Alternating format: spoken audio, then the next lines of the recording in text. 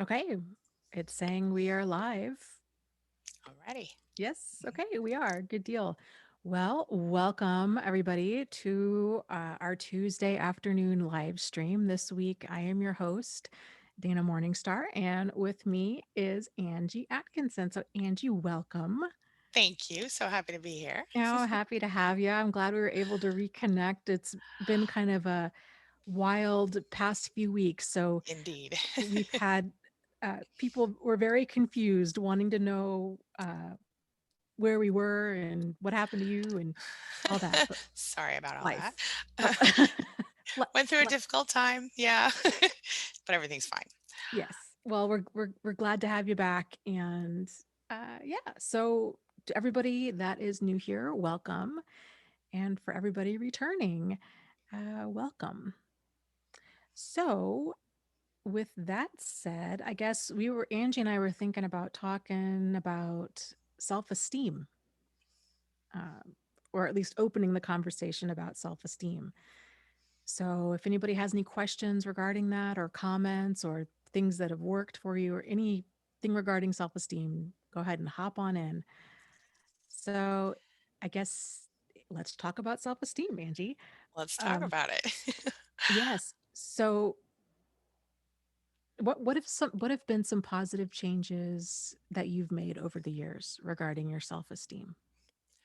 Well, let's see. I can tell you probably, I think I didn't have any self-esteem for a lot, or I had very low self-esteem for a long time. Okay. And then I kind of went through a part of my life where probably late teens, early 20s, mid 20s, late 20s, um, I was feeling very like I was trying to be, sure of myself. I was trying to have confidence and self-esteem, but I was faking it a lot. Um, and I think that, when you go through any type of abusive relationship, whether it's in childhood or adulthood or both, you tend to suffer in that way. But being who I am, I think I intentionally became an optimist, and I think that was how I kind of got through things. But I don't really think that I hit like actual self-esteem until probably my 30s. And then it was a process of learning to let go of the perceptions of myself that other people had sort of taught me. And I needed to accept the flaws because there are so many Mhm. and be okay with them and unapologetic about them because there are certain things I can't change. Like I'm 5 feet tall, I can't change that unless I wear big shoes. You know what I'm saying? Mhm. So I've had to, and that's not something I was ever insecure about, but it is something that is an example of something I can't change necessarily. And then there are things that I can change and some things I choose to change and some things I choose not to change. You know what I'm saying? So, and just, uh, I think it comes down to unconditional self-acceptance in the end. And then eventually you might even like yourself a little bit if you're careful, you know? Mhm. So, for me, it's been a matter of first clearing the slate, sort of getting the stuff out of my head that was put in there by someone else, and then um, sort of figuring out who I was and what I was all about, and then unconditionally accepting everything that I am and choosing to change things I could change or not if I wanted to. You Mhm. know what I'm saying? So, Mhm. what about you? Um, yes, I would agree. I don't think I really had a good understanding of what self-esteem was until I was in my mid 30s. Yeah, same. And I mean, and my guess would be that that's probably goes for a lot of people because this Hmm. stuff's not really talked about. And I think the common understanding of self-esteem tends to be confused with confidence Mm, or um, uh, arrogance hmm. or Even just think, narcissism. yeah, like Yeah. unhealthy narcissism even. Hmm. And um self-esteem isn't thinking like, okay, I'm the best, or um like I can do anything I put my mind to, or any of that. It's just um feeling, just kind of really embracing that we have value as a person, and Hmm. like you said, flaws and all, like realizing kind of having that accurate self-assessment of strengths and weaknesses, and and loving ourselves regardless, and Absolutely. not needing to wait until sometime down the line when things are different, then we'll, love ourselves, or then we'll start treating ourselves with value. Yeah. Yeah. And like Peggy's talking about, I mean, I'm sorry, not Peggy. UNA is talking Oh. about, says I was lucky, I guess, high self-esteem in some areas, but in others, well, I never questioned myself in some areas, but in others, ball of confusion. And I think I can relate to that as well. Because like one of the things I never doubted was that that I was relatively intelligent. But then I had a piece of paper that said so. You know what I'm saying? But Hmm. then I doubted my appearance, I doubted my likability, I doubted all the other things about myself. And I think, and this may or may not be, I might be going a little off track here, but I think a lot of the issue is it comes down to how you perceive yourself. Do you perceive yourself as someone who's decent and worth loving, worth liking, whatever, or not? And I think again, it goes back to, for me, clearing out all of those negative perceptions because Hmm. 99%, yep, UNA agrees. 99% of the time, it's I think it's about, I would say that most of the things that we think about ourselves that are wrong are what they are, but also I think sometimes we misperceive qualities about ourselves. Do you know what I mean by that? Like, Yes. yeah, like if somebody thinks, for example, um, someone who dresses very stylishly and wears all the latest fashions might have been told they are, too, shallow or too, depending on what type of fashions they're wearing, maybe they're revealing too much, body. Or, oh, I have a great example. Here it goes. Okay. Okay. So the other day I got an email from someone who was watching my videos and they were like, you know what? You really know what you're talking about, but the way you dress is ridiculous. They were like, you wear too much makeup. You're always like wearing, like the day that they talked to me, I had this really super cute outfit on um, that had like a sweetheart neckline and polka dots. It was black and Uh-huh. little puffy sleeves. It's really cute. Uh-huh. And they were just like, no, no, you can't talk about what you talk about and dress like that. And I thought for a second, I was like, well, is that right? And then I thought, no, I can wear whatever I want to wear. And some people like the way I look. And if they don't, I guess they're probably not talking, either not looking at me or not listening. I don't care. My point is, thank you, Jack Lemmon. My point is, I think our own perception of ourselves is what's most important. And I think obviously doing what we do, we care a little bit about what people think, but not, um, if I was in a previous place in my life and that person had sent me that email, I probably would be sitting here with like a bun in my hair and like, some brown drab clothes on and in front of like a world map or something trying to look Mhm. like I was on the news. I don't know. My point my point is you have to be yourself. Yeah.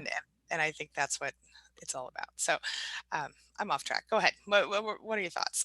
Yeah, well, I agree. It's making that shift, to being grounded enough in yourself, Hmm. uh, to be able to kind of examine feedback like that, and you're like, okay, well, um, this is this person's opinion. Does this resonate with me, and is this going to influence how I do things? Like yes or no, and um, instead of coming from that place of, oh my gosh, I got this feedback and I need to definitely change.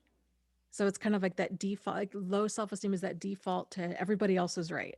Mm, Right. And in the constant, the need to constantly change ourselves to fit in. yeah. And yeah, it's a good feeling to be like, well, okay, your opinion's your opinion. But I'm doing just fine, Right. doing things my way, and it's okay. And I like my style. I like how I'm doing things. And um, yeah, so that was a big shift for me too, having self-esteem come from inside. And it's weird because I didn't realize, I think it's just so difficult to see kind of deficits and like where we need to improve, True. because we are our own baseline for normal. And so we've just been doing things a certain way for a long, or thinking certain thoughts for a long time and not Yeah. aware of oh, this is disempowering. And I know when I first started my healing journey and people were talking about self-esteem, and I thought, no, no, that's not me. Like I'm good enough. Like I don't hate myself, Yeah. you know? Yeah, sure, I've got some issues. Sure, there's things I'd like to change, but I don't, you know, hate myself. I don't have constant, um, negative chatter in my head. And, but I didn't realize all of the different ways that this kind of lack of value Mm. was negatively impacting my life. Like it took, and I'm sure like, it's still going to keep coming up, because it's just always peeling back layers. And like you only see kind of the next layer at a time. You can't see Yes. below it. So, um, yeah, I didn't realize, and it's funny because I was thinking about this earlier today. Like some of the really dangerous, like terrible decisions I've made over the years with dating, and how naive and overly trusting I was, Yeah. and how it's just a mere. I mean, my God, like there's some things that I did that I'm lucky I'm still alive, and Girl, uh, same. yeah, Yeah. Same. and I never correlated that with self esteem. I just always thought, oh, well, I was just, and in many ways, yes, I was just very naive because my brain doesn't work that way. It doesn't, at least it for sure didn't back then. Um, Hmm. but valuing our safety and valuing our sanity, like that was valuing my sanity was one of the biggest improvements I've made in my life in like the past 10 years, Yeah. was deciding, if something is causing me mental anguish or perpetual confusion, or is, relating to like anxiety and depression and all of this, like I need to figure out a different, like something needs to give, Yeah. because I will not live like that. It's just, life is too short. And um, it needs to be as much of a priority as like my physical health. And if I was in physical danger, I would get out of harm's way. It's the same thing if I was in emotional danger, I need to get out of harm's way. Yeah. I totally relate to that. And for my part, like when I was doing all those crazy things I did back in the day, um, I lied to myself in the moment, and told myself things like, well, I can do whatever I want because society's not going to tell me who to be. And just because, for example, if a man does this, then it's considered cool and awesome. And if a woman does this, bad things are said. And I did it anyway because I was going to do whatever I wanted. Gosh darn it. But the truth is, and this was when I first became like an adult, you know what I mean? Mm-hmm. And the truth is, for all of the craziness that just, let's just say, when it comes to relationships of the sexual nature, uh, I was pretty crazy and I did some stupid things. Uh, and like you, I'm pretty lucky. I'm probably not dead, or diseased or whatever. Um, but what ended up happening is that as I looked back on it, I recognized that the truth was, and I could never have admitted it to myself at the time, but the truth was, I was looking for someone to go, "Oh my God, I'm so in love with you." And of course, it wasn't going to happen like that. But I went through this. I think what I was doing is I was desperately seeking a place to belong, or validation, or something that I just wasn't getting in life, and didn't get up to that point and never did, if we're being honest, because it's not a real, unconditional love from someone you're not related to isn't necessarily a realistic thing, even in Mm-hmm. marriage, in my opinion. There are things. Thank you, Peggy. Sorry. There are things that come up. I was talking to somebody in the chat. I'm sorry about Okay. that. Anyway, but anyway, my point is, I when I got to the point where I could be very honest with myself about myself, and that's hard if we're honest. It's Mm-hmm. tough because you have to get real, and stuff gets kind of ugly and painful and uncomfortable. But when you can allow yourself to be uncomfortable enough to grow. I mean, that sounds weird, right? But like, kids when they're growing up, they have growing pains, their knees hurt or whatever, as their legs get longer or whatever. Well, it's kind of like that. We have growing pains, And a lot of us stop at that point and we go, no, I don't like the way that feels. So I'm just going to go ahead and not do that thing. Mhm. But if we can, like you said, it's like your physical health is the same thing. Like it's not always comfortable to, eat less so you can lose weight. By the way, I've lost 27 pounds. You look Um, amazing. I was thank you. thinking that when you first came on, yeah. Thank you. Thank you. Mm. But, or whatever, my point is that, whatever you're doing, and by the way, it's not that bad. It's pretty easy, really, because I'm just doing it the right way, and not the hard, not the. Anyway, Mhm. when you can get uncomfortable, you can grow and you can change in positive ways or shrink, whatever the case may be. But mentally speaking, emotionally speaking, you can recognize things. You can see yourself like okay, here's an example in my bathroom. This is not a, I don't know if it's a metaphor. In my bathroom, the light is super super bright, and it's very unflattering. It's a very unflattering light, and so like if you imagine that sort of light that it shows all the things, Mhm. Uh-huh. and imagine yourself standing, like your whole self, internally, externally, standing in a light like that, and you being able to see all the things all lined out in front of you. And there are a lot of things about ourselves that we aren't going to necessarily love. We're going to wish we were better than this way or that way, or we were more organized or more whatever, you know, um, any number of things. And I think when you can look at yourself on that level and go, okay, you know what? I really, really don't like this one thing, but also I'm going to accept it. And then maybe I'm going to take the time and do the thing to change it, or maybe I'm not, but I'm going to accept my decision. I really think that unconditional self acceptance is huge. Um, I really do. I think it's, you know, we used to, when we first started talking, you and I, we talked about, I said something about like love yourself or something like that. And you said something, one of the people in the chat said, it's really hard to love yourself when you've been through all this. And I think you were the one who said, maybe just accept yourself first. And that's really the truth, right? Mm. Because yeah. Anyway, what are your thoughts about Yeah. that? Yeah. I think you brought up a really great point.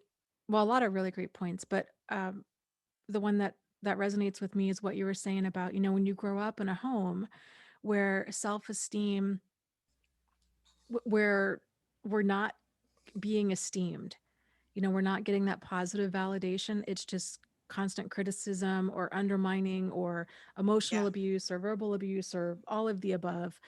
And and then as a person that grows up in a home like that, and then you start dating later on in life, if you don't, if a person doesn't know how, like, what positive validation and appropriate validation feels like, then they're going to go crash into something that feels good in the moment, and they're going to confuse lust with love, and or sex with love. And I think Hmm. that's so common. Yeah. And I'm with you. I was the same way. I I heard a quote a while back that summed this up so well, and it was something along the lines of, if you're not fed love with a spoon as a child, you'll later learn to lick it off of knives. Ooh, that's powerful. Yeah, isn't it? And Yes. and I thought, oh my God, yes. Mm, And um yeah, mistaking attention for love. mm. And of course, we all know that oftentimes it's all of the wrong people that are very quick to kind of just finesse other people with attention and affection, because they just want something in the moment. They want your money, they want sex, they want, um, they're bored, they're it's kind of an instant gratification thing for them. And I think that's one of the reasons narcissistic abuse can just be so profoundly painful, is so many of the victims of narcissists, uh, we're trying to fill this deep void inside Yeah. of, like, we're trying to be loved, and this other person is playing games. And I don't think there's any greater pain, or any greater pain than uh loving somebody and then realizing that you just meant nothing to them. Yeah. You're so right. It just is beyond. Yeah. Yeah. It's so true.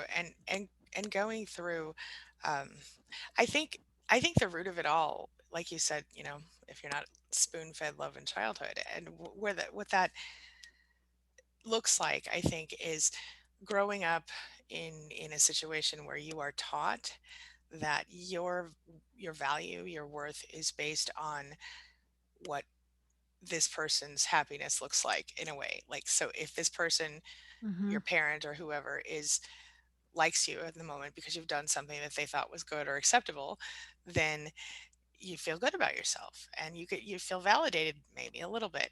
Um, but a lot of the times, even when you have done something right, there are so many other things you've done wrong, and there are so many, even part of what you did right was probably wrong somehow. you know and when you're in trouble, which for me was more often than I wasn't, then your worth is based on how they feel about you in the moment, and because they don't, I don't think they're capable of loving. I mean, it's not my theory, it's Freud's theory, but I don't think they're capable of loving you and being angry at you at the same time. And so even a parent, when a toxic, narcissistic parent is angry at you in that moment, then in the next moment, um, they I mean, they can't love you at the same time. Whereas normal, I mean, I don't know about normal, but most people that I know who are not toxic or who are not toxic in that way, generally, like with my kids, for example, I love them more than anything in the world, but I can still find myself on occasion feeling frustrated with them, or even, I mean, rarely angry, if I'm being honest, Mm-hmm. but frustrated for sure on occasion, like with one of my kids who doesn't take out the trash when they're supposed to, for example. I get pretty annoyed, but it doesn't mean I don't love that kid, and it doesn't mean I tear that kid down, except to be like, come on and take out the trash, man, Mm-hmm. or whatever. But no personal attacks and whatever. My point is, my feelings toward the kid doesn't they don't change during the time that I feel frustrated. Whereas with a toxic parent, a narcissist parent, their feelings literally change by the minute, I think. And I think because we become so sensitive to those feelings. I mean, I used to be able to tell just by a tiny curl in the lip of my mother what she was about to do to me. You know what I'm saying? Mm-hmm. And I think, we all kind of in our own ways develop awareness like that, when we have parents like that. So I Mm-hmm. think it just all kind of comes back around to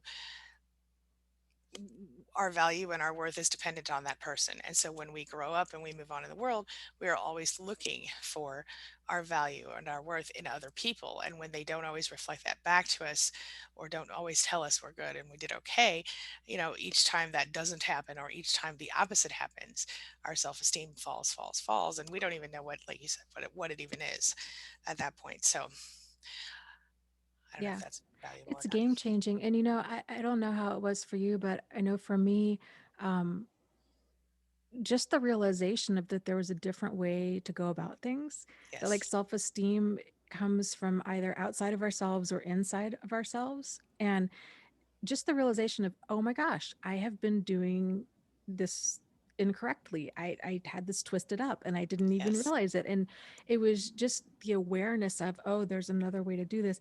That radically changed my relationship with myself and my relationship with other people. So I think so much of moving towards healing and rebuilding our lives has to do with just basic awareness of the other way, Yeah. like the other way to feel about things, the other way to do things. And Mhm. um, yeah, it's just really, really empowering. So true. Yeah, absolutely.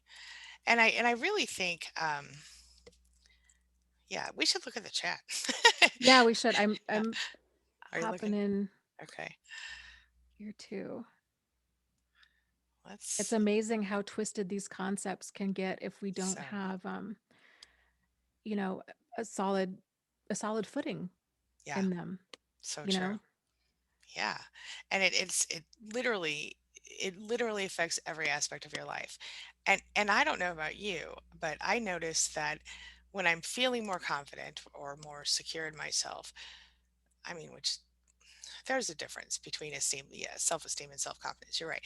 But when I'm feeling myself in a good way, Mhm. people are nicer to me in general. And maybe that's because I'm nicer to them, but I really think it's because of what I'm vibrating. I know that sounds woo woo, but like from what I'm putting out, what I think I used to think that my worth and value was reflected in other people, and now I understand, like you said, that it comes from within, which sounds like some buzzwords and Yeah. some to me, for years that's how I saw, oh, whatever it comes. What does that even mean? But when Mhm. you actually get it, it's deep, and Yeah. it definitely changes the way people feel. Anywho, um, do you have any questions for us? That Um, I'm let's looking. see. I'm scrolling up here. Nature Girl makes the comment, says, "Congrats on your weight loss. That's amazing." Thank you. Yes, It's a process. congratulations. Still have some more to go, obviously, but thank you. I will take the congrats. Let's see. I'm trying to see. Do you guys have any? If you have questions, throw them in the chat, guys, because we are going to Yeah, or I'd be curious to know, in what ways has your self-esteem been affect. impacted, or what lessons have you learned Yes. regarding self-esteem or aha moments? Yes. Let's see here. They like the lick it off a knife quote. That was really good. That was really good. That Yes, that hit me at a deep level. I mm, felt that in my bones when I read indeed. that. And like you're saying, Angie, when I was younger, I kind of how I was very boy crazy. Mm, And I didn't realize it at the time. I really confused that with empowerment of, oh, all of this male attention, and it was so like external validation, mhm. and I just didn't get it at the time, that it wasn't, that's very fleeting, and that's a very difficult way to live life if our self-esteem, our value as a person, is coming from, outside of ourselves. And and everybody has this, well, I shouldn't say everybody, but a lot of people struggle with this. Sometimes people over identify with how much money they make, or their job title, their job profession, and they get spun into this they don't, like, profound sense of loss, and they don't know who they are when they retire, or if they Yes. get laid off, or um, they become a stay-at-home parent. So Or they get sent home for a, pandemic. I yeah, mean, yeah, yeah, it's really, yeah. um, There were some studies recently that a lot of people are struggling, more people than usual, including unfortunately, kids with depression and other anxiety and things that they weren't normally struggling with after being stuck in the house. So here's hoping that resolves. Anyway, off topic a little bit. mhm. And here's a comment from Changing My Life, and I'm glad that you brought this up, Changing My Life. She says, "I like the self-esteem workbooks take on things. You either have self esteem or you don't, because your value does not go up or down. So low self esteem is a misleading word." Mm, Pia Melody talks about this too. And I, I agree with this, but then I also have some issues with it, because um, at a place that I have a more full understanding of this, mhm. I agree that it's kind of either see your value or you don't. But at the same time, you can only see like the next few feet in front of you. And so I think everybody, because it's a journey, Mm, and it's a process. And so it's kind of this unfolding of this gradual realization of, oh my gosh, I didn't realize that I was doing this in one area of my life, or um, that I was good with holding my value in dating in certain ways, but not in other ways. Or I was very reckless when it came to respecting my emotional health, and mm. allowing in working environments that were not emotionally or physically safe. Um, so it's, I don't know.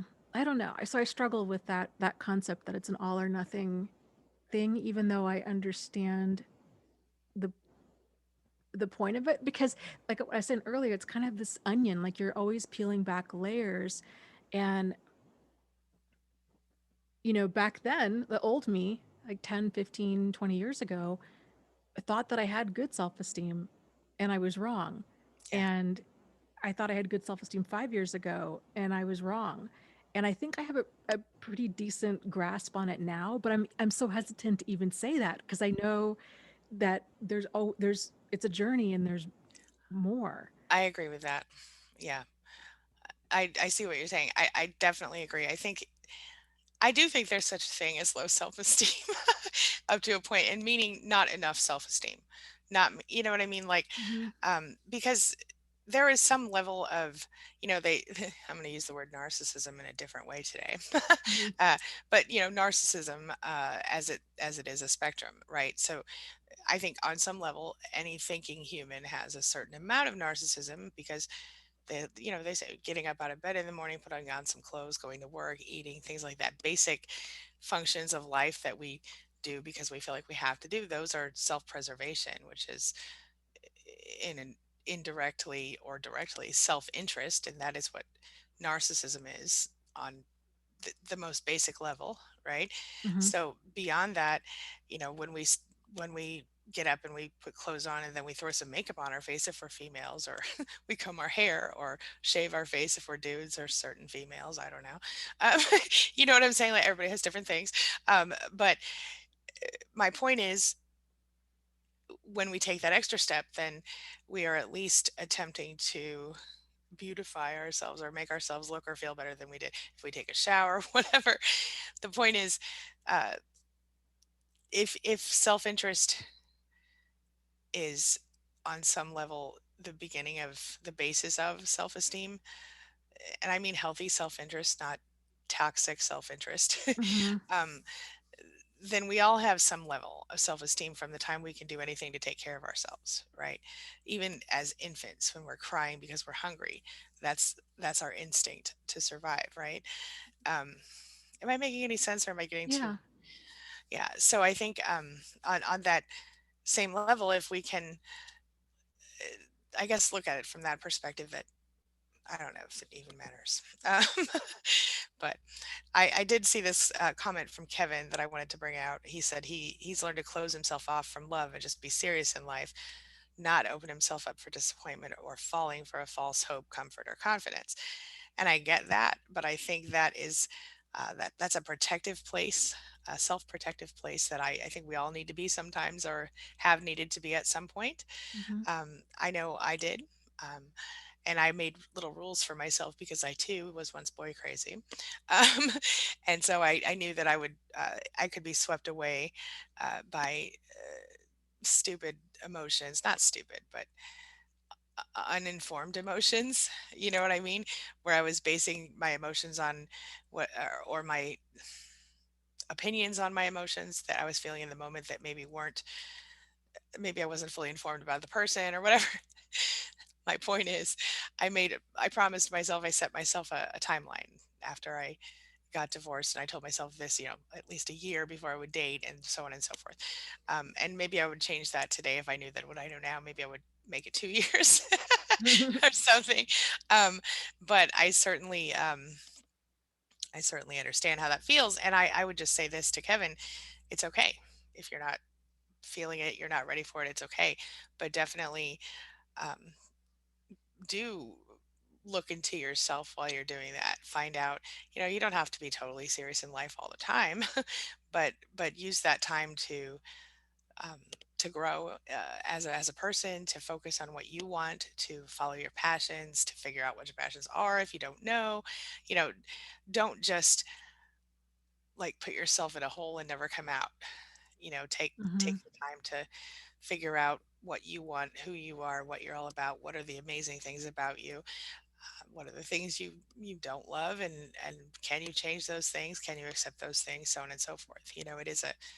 It's a process, and like I said before, some things you will want to change, and some things you'll think you should change, and you maybe can't or choose not to. Like, we all have things. So Mm-hmm. um, anyway, any thoughts on any of that, or Kevin's like? Yeah.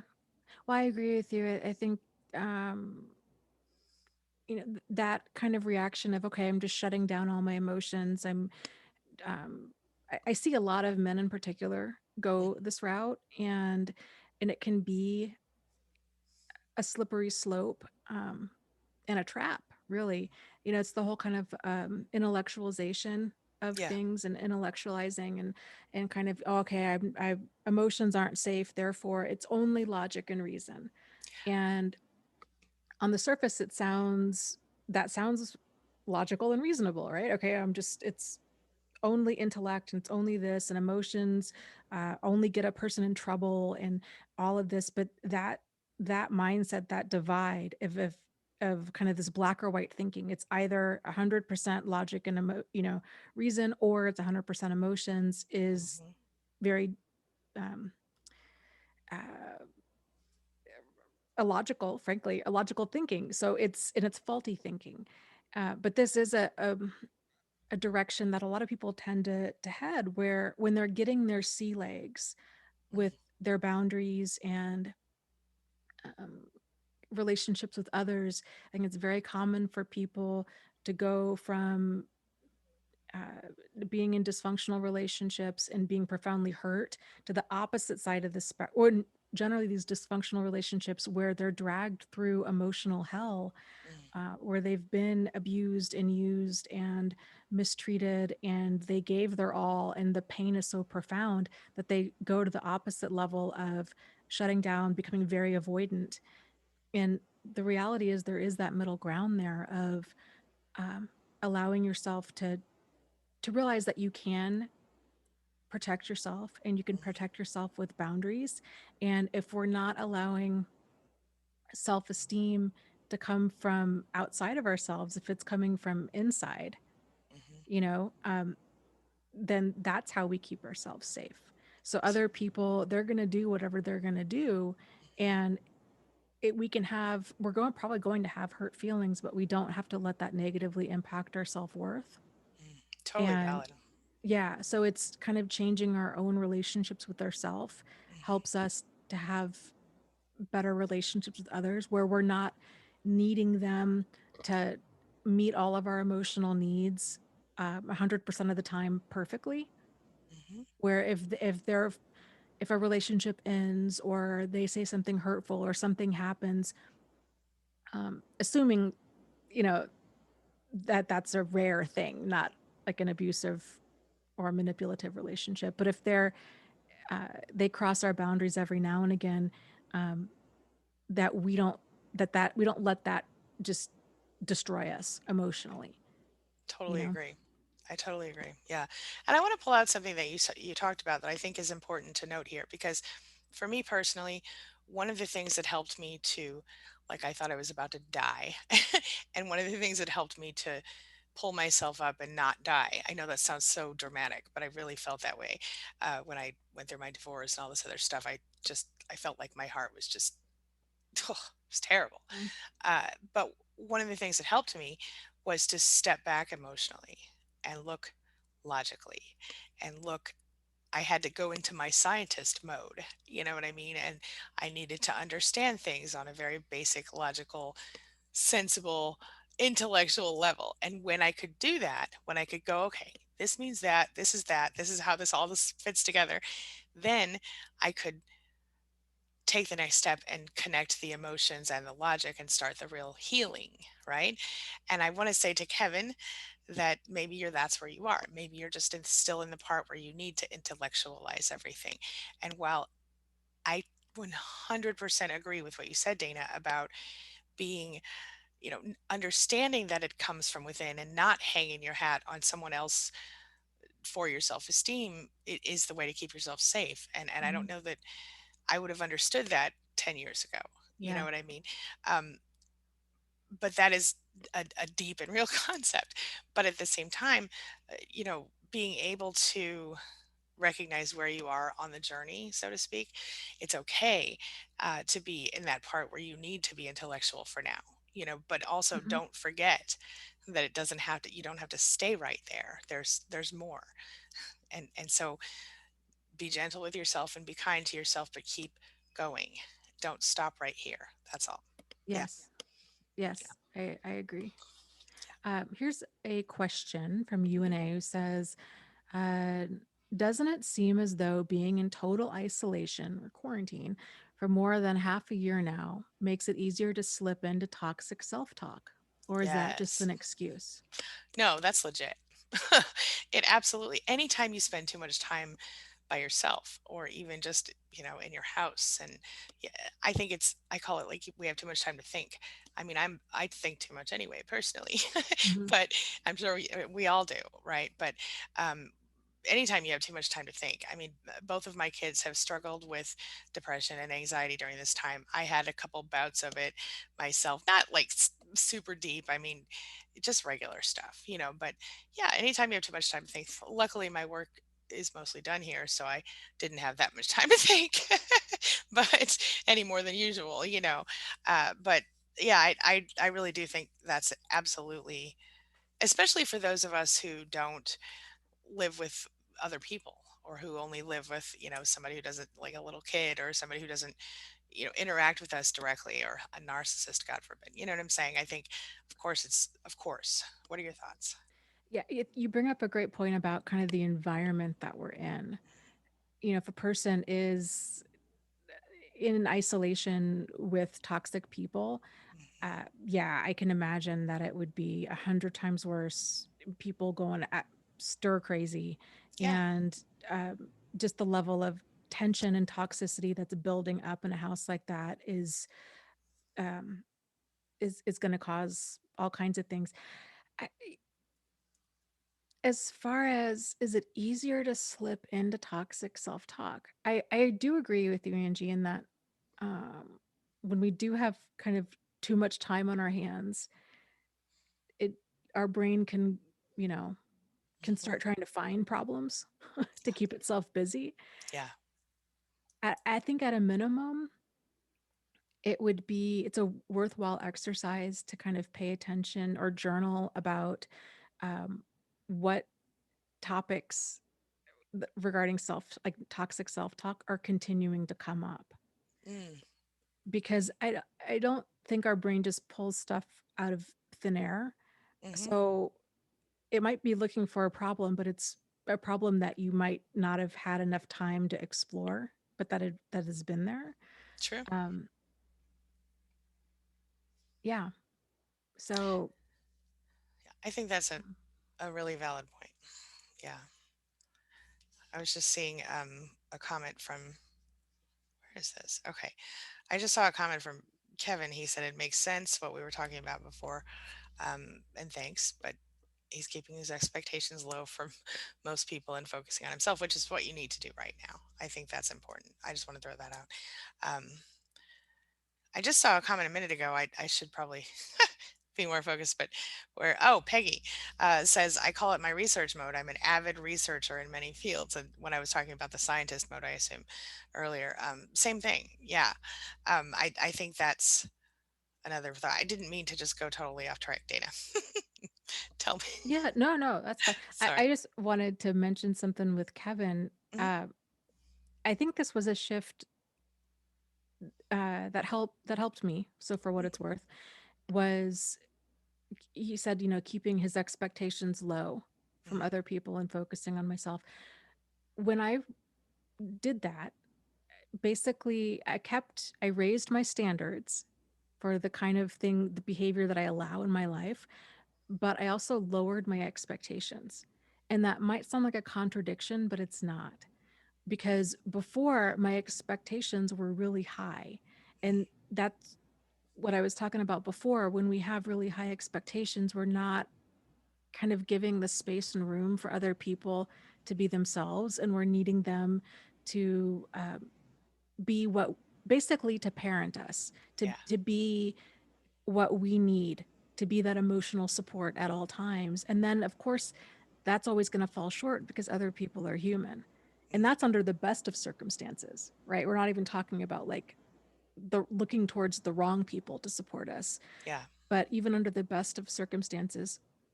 So realizing, changing our expectations to realize other people are human too, and they're going to show up however they're going to show up, and it's going to be up to our standards and boundaries and deal breakers and assertiveness that's going to make all the difference.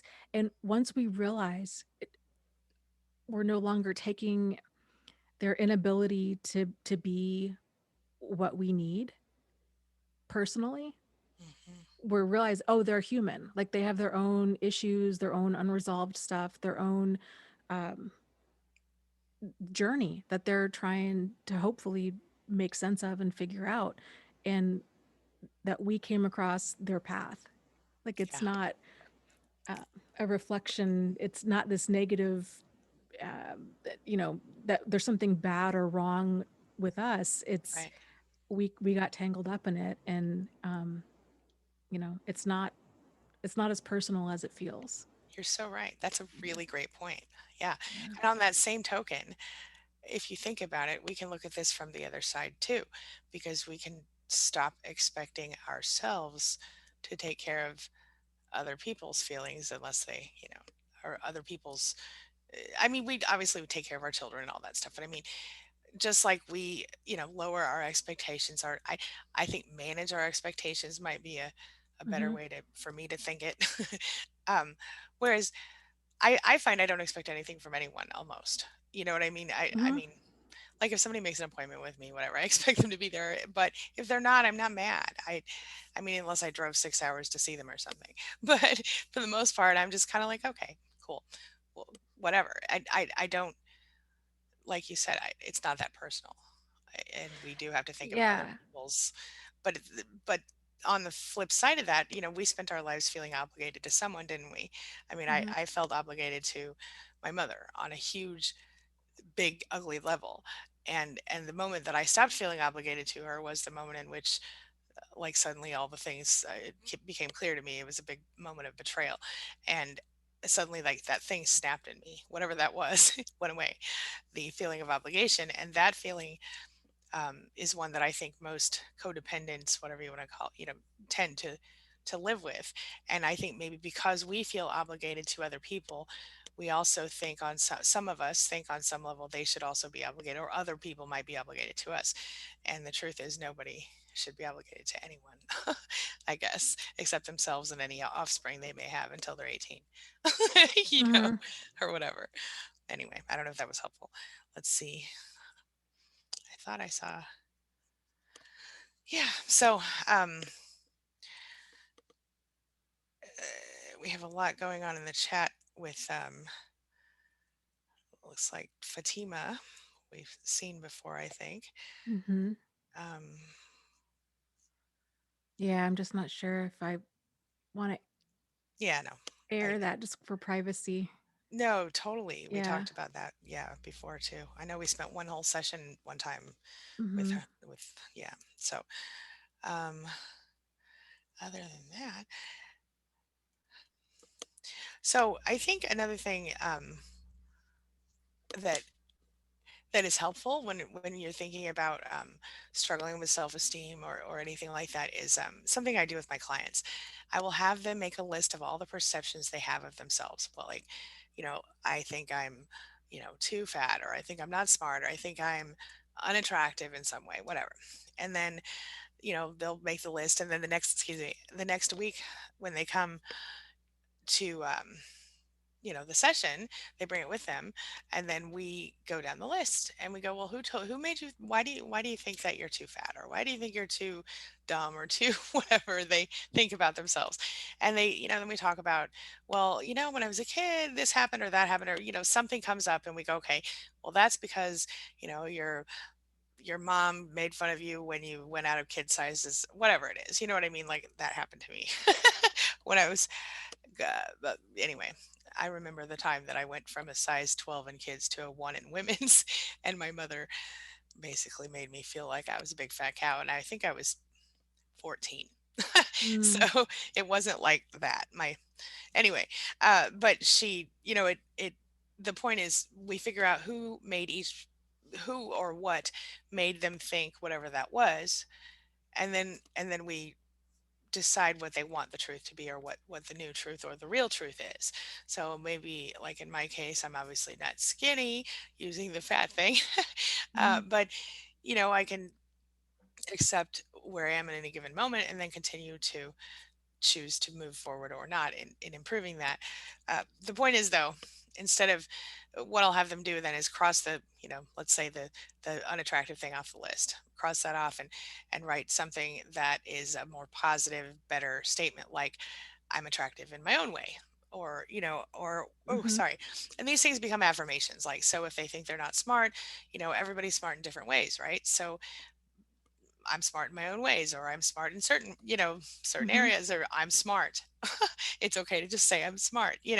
So I I I always try to look at it anyway. We go down the list. That helps people to it's a little exercise you can do yourself. You can just write down all the things about yourself that you don't, all the negative perceptions you think, and then write, physically cross them off the list, and then write down the things that are true or that you are going to make true if they're not true yet. The things you Hmm. want to be true. And that becomes a list of working affirmations for you. It's really helpful, I think. Yeah, and it just goes back to, I think, running our own race. Mm, Um, and it's so easy, and I get caught up in this all the time, where it's, it's easy to kind of look around and be like, oh man, this person has these things that I don't have. They're taller, they're thinner, they're younger, I don't know, they have more money, mm, they're more organized, whatever it might be. And there's when we do that, um, it's only helpful if we're kind of mm, taking things away that can be helpful. Like, oh, okay, here's some strategies that they have for getting organized or for cooking amazing meals or whatever. But um, we can't let our worth be impacted based on kind of who else is around us. true.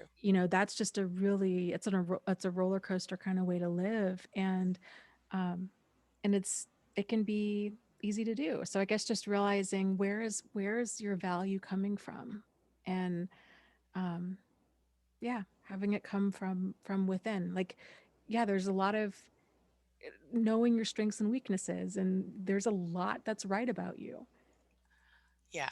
you know and knowing. I was watching, okay, it's kind of off topic but not really. I was watching uh I love the show Ink Masters. Mm, Okay, I don't have tattoos. I don't know if I'll ever get one. I love watching that show. And they had this tattoo art on there, and she'd only been tattooing for 2.5 years, and she's amazing, like wow. amazing. And so, but she was, a lot of people were viewing that as a negative of, oh, you've only been tattooing for 2.5 years. Like, oh, I don't know. I think I want to go with the person who's been tattooing for 18 years. Mm, Right. And she was able to spin this in from a negative into a positive. She's like, well, I've been tattooing for 2.5 years. Like, I'm full of energy. I'm full of enthusiasm.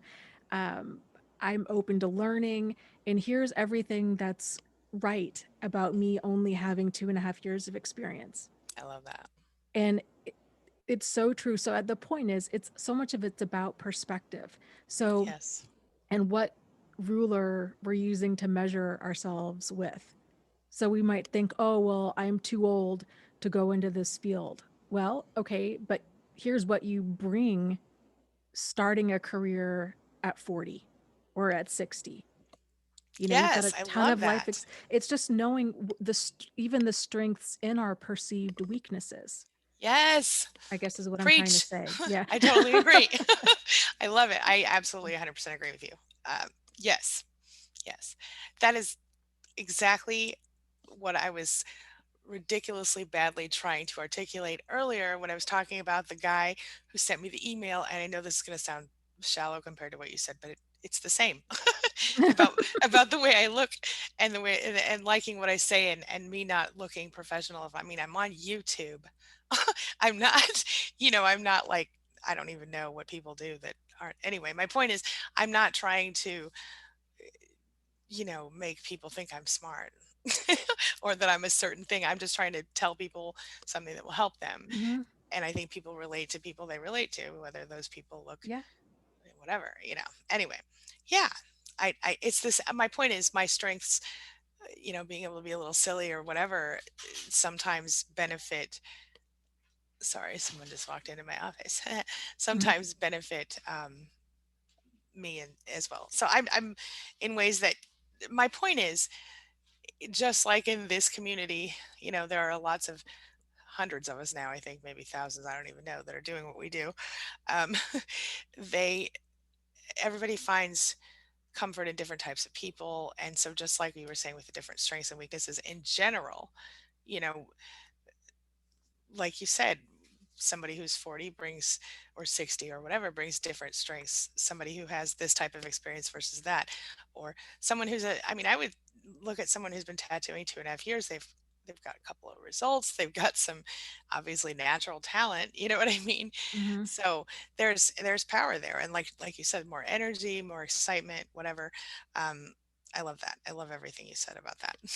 Yeah, and and then the same thing too for somebody that's 20 Mm, and starting out. yes. Of okay, well, what's right about that? And just Yes. knowing what's working for you in that moment. Mm. I absolutely agree. Here's another example of that. So I'm sorry, my kid, he's a really great tuba. Hmm. And and he um freshman year had this amazing band director, well seasoned, like guy knew everything. He was passionate, he was powerful, he was awesome. Can't say enough good things about this man. And then we did some switching of schools for different things, and long story short, now we have a new band director again. Third one in 3 years. The one last year had been around a couple of years, and but he was kind of new, but not super passionate, but cared enough. He was into it. My nose is so itchy today. I have allergies. Sorry. Uh, but then, my this year we found out we have a new band director, and he is literally like fresh out of college, right? And so, same thing. We're all like, "Oh man, my kid's trying to be a band director, so he kind of needs a good band director to help him, work up and get into the right school and all the things." And so we were stressing because, oh no, he's brand new. He doesn't know what to do. He doesn't have all the connections yet, blah, blah, blah. And then we thought, then my son went to school and met him, and I've talked to him a couple of times, and he's very passionate and he's very engaged and very energetic and excited. And that's good too. And he's put my kid in a leadership position, which is awesome because, he's a junior this year. It's a whole thing. My point is when exactly that, like, so that freshman year guy, we thought so much, and he probably really was pretty good. but Hmm. but we have to take what we have, and we have to embrace what we have, and in this case it's a younger, you know excited guy who's also conveniently a tuba player. So, Hmm. That's you know, wonderful. right. Look at all the strengths, though, is my point. So instead of being Hmm. sad about not having the awesome Mr. Thomas that we previously had, now we have this other awesome teacher whose name I will not mention. And we're also really excited. My point is your point, that strengths, weaknesses, embrace I say embrace the strength and focus on the good as much as you can. And I agree. I think it's important to know, um, to, to be deeply familiar with our strengths more so than our weaknesses. And I think, yes. the human brain is just kind of wired to look for a problem and to focus on things that are going to potentially cause us pain, Mm, because that's its job, right? It's to keep yep, us safe. It's yep, and the problem with that is we're kind of hardwired for negative thinking, and it can seem like the responsible, reasonable thing to do, of seeing all the problems for what they are. But it's so valid, because what's going to get us to the next level is to know our strengths and to know what we're building on. And everybody um, has a lot of strengths. It's yes, just whether or not they're seeing them for what they are. totally, totally true. And you were mentioning something. I meant to say this earlier and I Yeah. forgot. um, but you were mentioning something about when you Uh, darn, lost it. Okay, I'll come back to it. Okay. Oh, I got it. Okay. But Okay. You were mentioning something about when you were going through, getting to the point where you're finding your self-esteem and things like that. And something I wanted to bring out is that I know that when we are still in the middle of it, it's sometimes just a struggle to even survive in a way, yeah. like emotionally speaking. And so I think that sometimes we might beat ourselves up when we're still stuck in it because we're not able to find peace or find our self-esteem or whatever. And in that case, I say, like, do whatever you have to do to get through it. Obviously, I still want you to consider your self-esteem and try to, at least like yourself and or tolerate yourself enough to be able to know that you deserve better than that, and that to be able to be focused on working on a way to get out. But Mhm. at the same time, in those moments of just utter, just constant turmoil, it does feel very difficult to find that part of yourself, and it's okay. But I do want people to know that it's in there still, and I think it's important to at least be compassionate to yourself if you're in the middle of it, Yes. you know. I And like that a lot. I think that's a great place to start because you're so right. When you're fresh out or at the tail end of one of these, meat grinder relationships, they're, I mean, you're like you said, like, you're barely hanging on. There's a lot of yeah, people out there that are incredibly suicidal and they're feeling mhm, just blown apart. And, um, kind of on the whole Maslow's hierarchy, they're at the very bottom, yeah, and self-esteem is a few levels up, and they're not there yet. They're just trying to hang on until the next day. And yeah, I like the idea of just giving yourself compassion and mhm, realizing just because this other person didn't see your value or worth doesn't mean that you don't have any. that's right. It means that there's something profoundly wrong with them, that they don't see the value and worth of other people, Yeah, or of a person who gave so much and who loved so deeply, yeah, absolutely. you know. 100%. I know that we're almost probably out of time, but I Yeah. I wanted to address one more question from Crystal if you have time. Sure. Okay. She says, "How do you learn to trust your own self again?" And I think that's a really good one. Do you want to start or do you want me to start? Let's see. How do you trust your own self again? It's quite the process. I guess realizing that you have the power to keep yourself safe. So it's making that shift from hoping that other people are going to be good to us all the time, like we were talking about earlier, to realizing uh, that we can keep ourselves safe Yeah. and that other people are going to behave how they're going to behave, and our boundaries and assertiveness or lack of communication sometimes um, is what's going to keep us safe. So kind of placing that, where are we placing that control? Are we placing that control on other people or onto ourselves? Because again, I mean, from my own experience, I know after the relationships I was in, I was very much coming from this place of please don't hurt me. I've been through so much. I'm so fragile. Just please be good to me. If you're full of lies, if you're full of deceit and dishonesty, just keep driving because I Yeah. can't handle it anymore. And not realizing, oh man, I'm chumming the waters for deeply manipulative people, right? Yes. And Yeah. it's not their responsibility to keep me safe, it's mine. Exact. Oh, And I need yes. to know how to respond to these things. So that, I guess that was part of it. So shifting how I viewed safety and kept myself safe, and then also tightening up my standards for what I considered to be a problem. Mm, So, before it was like, oh, I needed a concrete proof of awful behavior.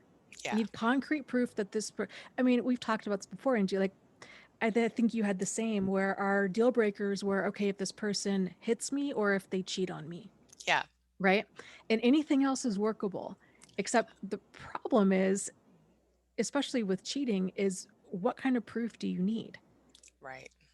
And how many other people have you seen that, oh, they're getting texts from other women, their people are showing up pregnant, there's all kinds of foolishness and chaos going Yes. on, and people are still in denial about it because they're like, well, I don't know, I need a paternity test, and then even then, like, they keep moving the line because they don't want to believe it.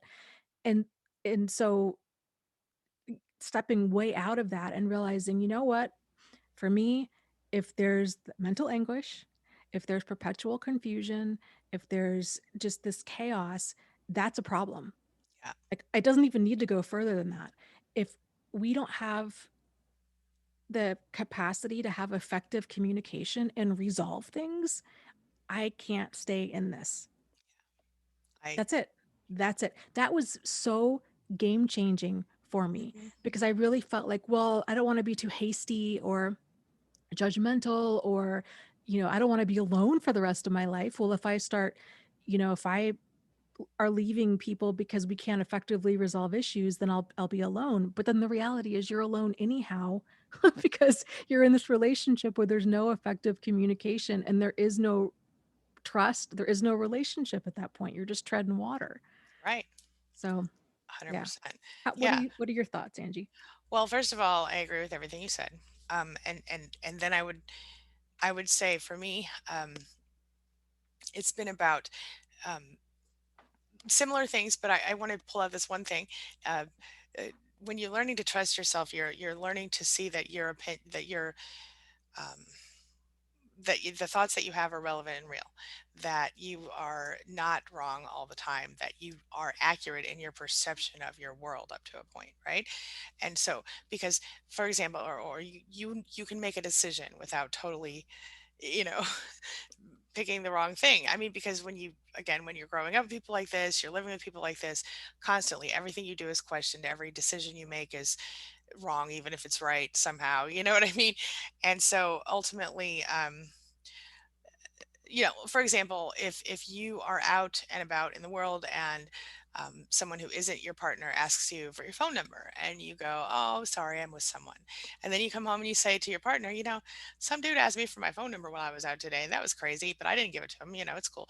So you did the right thing, and you didn't do the wrong thing. But then, if you're dealing with a narcissist or a toxic person, they're gonna go, yeah, okay, well, why are you dressed like that then? Or why did you put on makeup? Or whatever it is, or whatever. They're gonna find some other reason, or you must have been too friendly to them, like to make you doubt yourself, even though you did the right thing and you were just hot. You just looked Mm. hot. They, whatever. You know what I mean? So, uh, my point is that ultimately trusting yourself is about, I think, being able to be okay with whatever choice you make. Nobody makes the right choice all the time, and nobody does the right thing Right. every time. But again, compassion for yourself. And I like the woo woo stuff sometimes. And so sometimes, like, if I feel worried about something or concerned about something, I'll just go, I don't know what to do about this. And so if I'll do all the things, I'll research and all that, of course. But then if I still can't make a choice, I'll just, now I go with what I feel. But if I'm really, like, if it's a big, whatever feels right to me. But that I learned to do that by accepting wrong choices that I made and being okay with them and changing what I could again. But also, you can give it up to God or the universe or whatever you're into. Um, just go, I don't know what to do. I just want to do the right thing here. And I'm going to just let God or the universe or whatever you're into help with that. Like, show me a sign. I ask for signs a lot and I Hmm. see them, if I want to, which is what it's all about anyway. It's all about perception.